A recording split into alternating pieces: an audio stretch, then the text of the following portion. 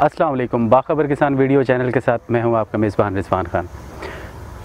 हमेशा हमारी कोशिश ये होती है कि हम आपको बेहतर से बेहतर वो तरीका बताएं जिसके ज़रिए आपकी काश्त और आपकी पैदावार बेहतर हो और आपको कम से कम नुकसान हो अपनी काश्तकारी में और ज़्यादा से ज़्यादा फ़ायदा हो।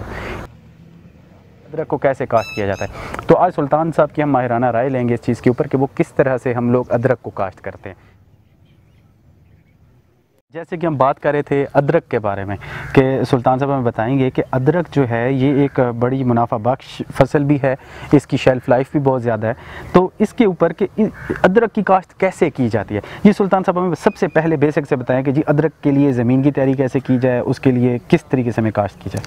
अच्छा रिजवान भाई, मैं आपको अदरक के बारे में बताता चलूँ कि अदरक एक ऐसी चीज़ है जो हमें डेली दिन में 3 दफ़ा चाहिए होती है। अगर घर में 3 दफ़ा हांडी पकती है, बिल्कुल 1 दफ़ा हांडी पकती है, हमें अदरक लाजमी चाहिए। बिल्कुल, और काफ़ी अच्छा रेट होता है शॉप पे भी बिल्कुल बिल्कुल।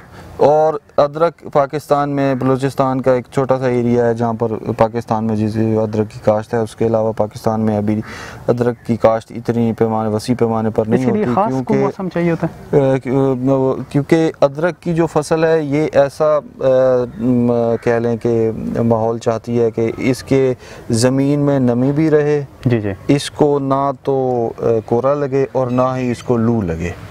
ठीक हो गया, ठीक है, यानी ज़मीन भी इसकी थोड़ी सी रेतली होनी चाहिए। जी जी। कि अगर पानी ज़्यादा रहेगा इसकी ज़मीन के अंदर तो ये अदरक को नीचे से ख़राब करेगा। ठीक है। और अगर इसके ऊपर कोरा, जिस तरह आजकल हमारे इस्लामाबाद के अंदर अभी नवंबर में स्टार्ट हो जाएगा, जी जी, अगर इसके ऊपर कोरा आएगा तो ये इसके पत्तों को जला देगा। जी जी। और इसी तरह जब गर्मियों के दिनों में इसको अगर हम लगाते हैं तो ये लू की वजह से जल जाता है। वैसे जिन इलाकों में इसके लिए मौजू ज़मीन और मौजू मौसम होता है उनमें तो ये मार्च में लगता है। जी जी। और तकरीबन इसकी ड्यूरेशन 9 महीने की ये फसल होती है और मार्च से लग के फिर आगे ये जाके हार्वेस्ट होता है। जी जी। लेकिन हमने जो अपने इस्लामाबाद में इसका जो तजर्बा किया है उसमें ये अगस्त के महीने में हमने इसको लगाया। ठीक है।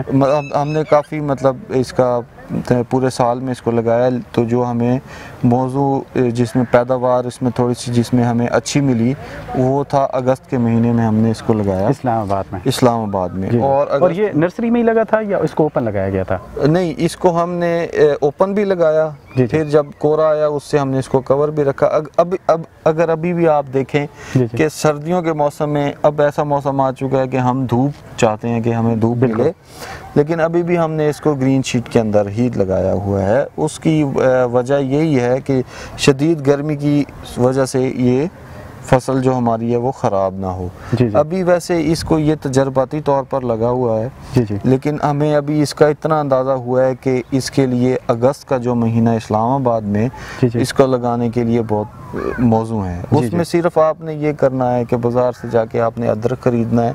जी जी। और उसको अगर पानी में भिगो लें, या अगर बाज़ार से ही आपको ऐसा अदरक मिल जाएगा जिसमें से स्प्राउट हुआ होगा, थोड़ा सा बिल्कुल, उसमें से 3 से 4 आंखें जिसकी निकली हुई हो वो आप अगर अपनी ज़मीन में लगा लें तो वो बखूबी हो सकता है। लेकिन उसके लिए आपको पहले देखना होगा, अगर हमारे इस्लामाबाद में कुछ ज़मीन इस तरह की हैं जिनको जब हम पानी लगाते हैं तो उसके बाद वो ज़मीन सख्त हो जाती है। जी जी। उस ज़मीन में अदरक की पैदावार आपको अच्छी नहीं मिलेगी या उसका पौधा सही तरह से नशोनुमा नहीं पा सकेगा। उसके लिए आप उसके ऊपर या थोड़ी सी रेत मिक्स कर लें या फार्म यार्ड मैन्योर जिसको हम गोबर की खाद कहते हैं वो अगर मिक्स कर लें। लेकिन गोबर की खाद से मैं आपको बताता चलूँ कि जब आप गोबर की खाद डालेंगे वो ज़मीन तो आपकी थोड़ी नरम हो जाएगी। जी जी। लेकिन उससे फिर उसके अंदर पानी जो है वो ज़्यादा देर तक ठहरेगा। हाँ, पानी वो बहुत ज़्यादा एब्जॉर्ब कर लेगा। तो उस वजह से भी आपने ये बस इसका ये तनासुब रखना है कि पानी जो है ना वो बहुत ज़्यादा इसको लगाना नहीं है। जी जी। ताकि इसमें पानी की जो मिकदार है इसकी मुनासिब इसको मिले। बाकी जो अभी तक हम इसके बारे में जान सके हैं वो ये है कि इसको मौसम से किस तरह बचाना है।